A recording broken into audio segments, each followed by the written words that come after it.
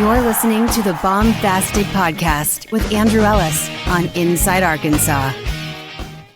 What's going on, everybody, and welcome back to the Baumbastic Podcast presented by Inside Arkansas and hosted by Andrew Ellis. I'm coming to you on this April 8th. It is a Tuesday night. The Arkansas Razorbacks just picked up another midweek victory. It's an epic in-state battle, in-state clash, which I know is kind of a polarizing situation. I know Hog fans really don't like to lose to those in-state schools, and it's kind of a new development we've been doing here the last 5 or 6 years where Arkansas plays some of these in-state schools, and I know a lot of Hog fans, like I said, really don't want to lose these games. The Hogs avoided that tonight.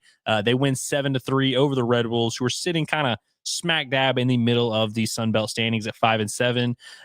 Definitely would not say this is the worst midweek team Arkansas has faced this year. I thought Arkansas State actually had, the guy that started on the mound for them, Turner, held Arkansas down pretty well, threw the ball pretty well. I thought he had a pretty good arm. They threw about 10 pitchers, so there was some good and some bad mixed in there. But I thought Arkansas State was a solid midweek opponent, nothing crazy, nothing to write home about. But Arkansas, like I said, gets the job done.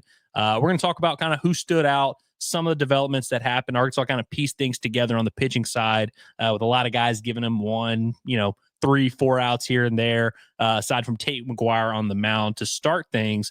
Before we get into that, I do want to remind you guys, we are brought to you by Basis Health.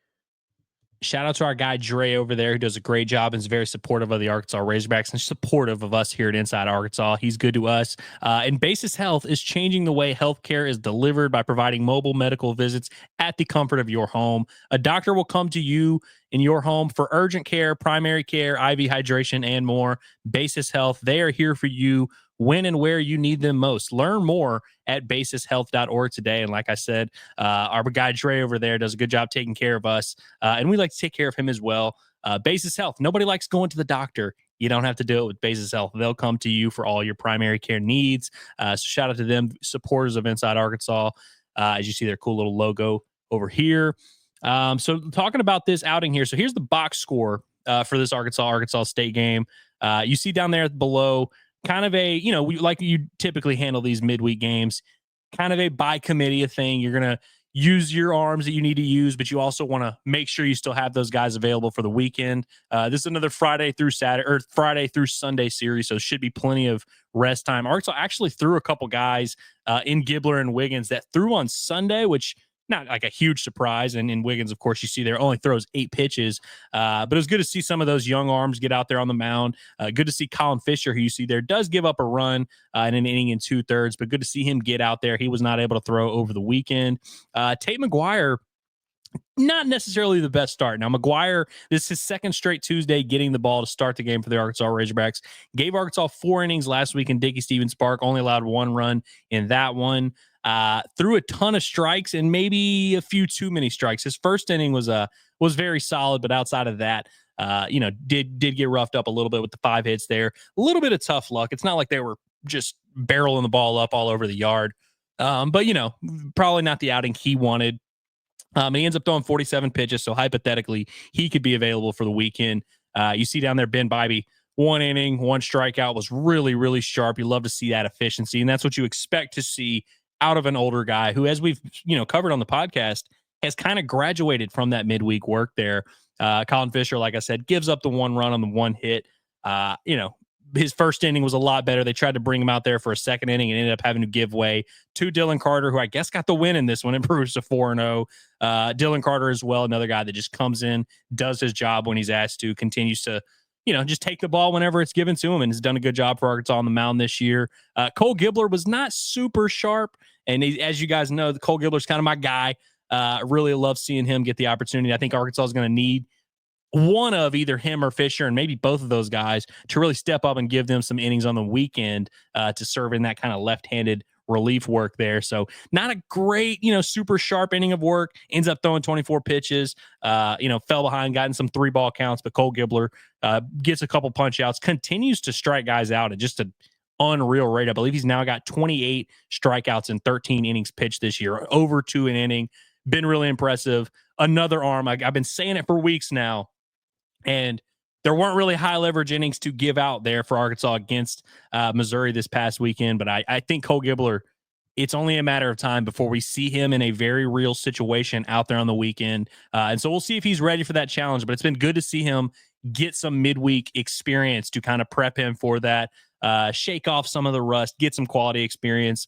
And Carson Wiggins, who it was not a safe situation for him with it being a 7-3 game, goes one inning, strikes out one, gets a couple pop-ups. That was all she wrote. The scoring for Arkansas started out with Carson Bowles, who just continues to hit. He provided the first Razorback hit in the bottom of the second inning. And then Nolan Souza ends up coming up with 2 outs, rips a base hit to right field. Nolan Souza, as you see, had a couple of base hits in this game. So he gets the scoring started for Arkansas. And the starter Turner for Arkansas State, like I said, threw the ball really well, got a couple outs in the 5th inning. I think he threw 75 pitches on the mound. Held Arkansas down pretty well, struck out 6 Razorbacks in his 4 2/3 of work. He ends up leaving the game with runners on first and second. And at the time, it was a 2-1 game. They bring in a lefty to face Charles Davalon. He goes opposite field for his 12th home run of the year. Charles Davalon with 3 hits in this one just continues to crush and be that dude for the Arkansas Razorbacks.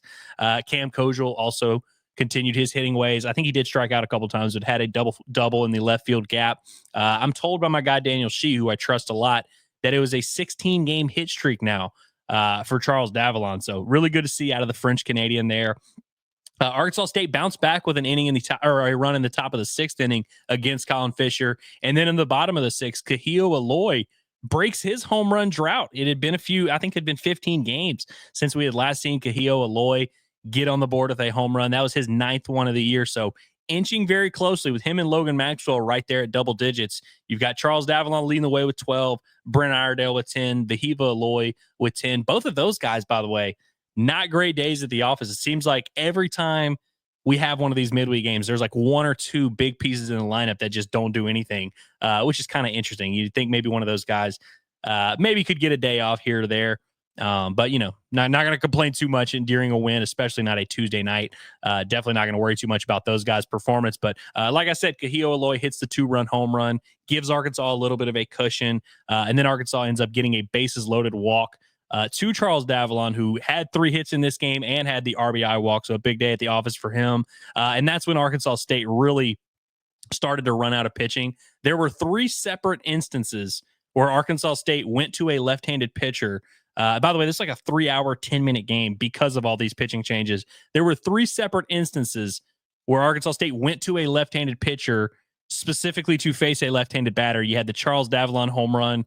You had a left-on-left matchup in the bottom of the 6th inning.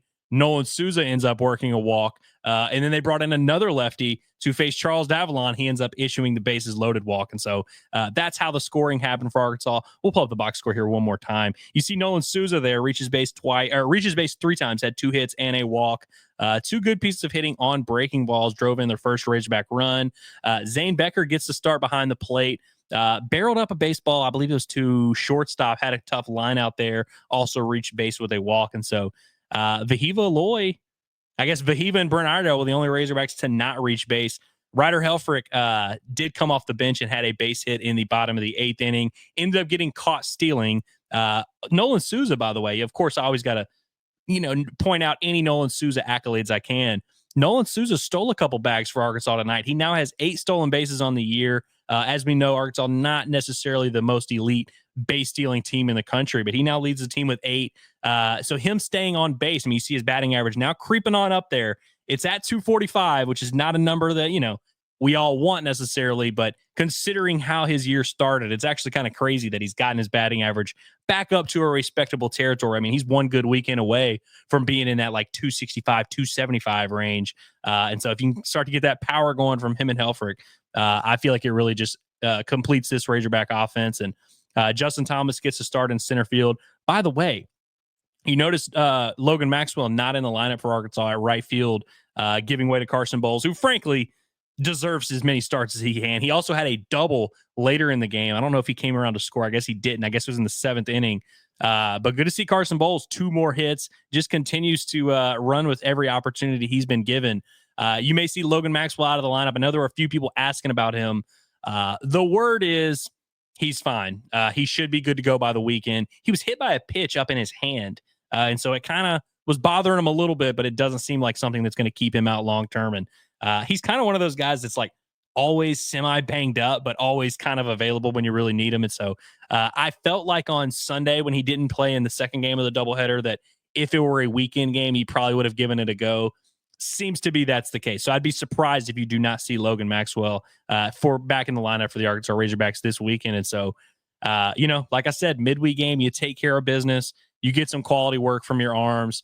You have the bulk of your starting lineup in there. And so kind of frustrating to have your two big donkeys there in the middle, not really crushing, not really seeing the ball great right now. But, Vahiva had a good weekend over the weekend against Missouri. And so not going to lose too much sleep over it. And both those guys, if there's two guys I'm really not going to worry about in the lineup, it's Brent Iredale and Vahiva Aloy. And so good to see Cahillo finally get a big swing there. Charles Davalon hits his 12th home run of the year. It was a fun day at Baum-Walker Stadium, and pretty good crowd, by the way. The band, if we're talking about notable things that happened tonight, I felt like the band was a cool little development. I did not expect that to happen, and then there were some rumblings about that today, but they had the band, the Hog Wild band like they have for basketball games, out there kind of along the first base line. I thought that was pretty cool, and so I like that the Razorbacks are starting to do some cool wrinkles and like little promotional things for some of these midweek games, and they do pretty good on the weekends as well, kind of giving fans incentives to go. Next Tuesday will be Jackie Robinson Day at the ballpark, and it will also be $2 hot dog day. So make sure you're clearing your schedule for that one. I believe that one's against UAPB, and so the Hogs take care of business. They'll be on the road this weekend against Georgia, and then they'll be back for Jackie Robinson Day. Like I said, as always, we will have the weekend preview. Pretty big series for the Hogs in Athens, so we're looking forward to that one. Going to be a lot of fun, and good to see this team continue to take care of business. It's kind of what we say about them. They're pretty steady. They don't care who they're playing. They don't care how they're ranked. And I know that if Arkansas had lost tonight, everyone would have been doing the thing about, it's the number one ranking. They just hate the number one ranking. And Dave shouldn't have been running his mouth at the Swatters Club about how great the offense is. And so good to see them avoid some of those allegations, at least for tonight. So there you have it for your Tuesday night recap of Arkansas's fun midweek action. We'll be back, like I said, tomorrow with some more coverage of the Razorbacks, as always. The Baumbastic Podcast, cranking out the content every day. Make sure you're subscribed not only to this YouTube channel, but to our podcast feeds wherever you get your podcast, not just for this podcast, for Pod at the Palace for basketball, Pod of That Nature for football, and the Inside Arkansas Live Daily Show, live at noon every day. Appreciate you guys for always tapping in. It's been another brilliant edition of the Baumbastic Podcast. We'll see you tomorrow as we continue to look ahead and turn the page to Athens, Georgia for another big series.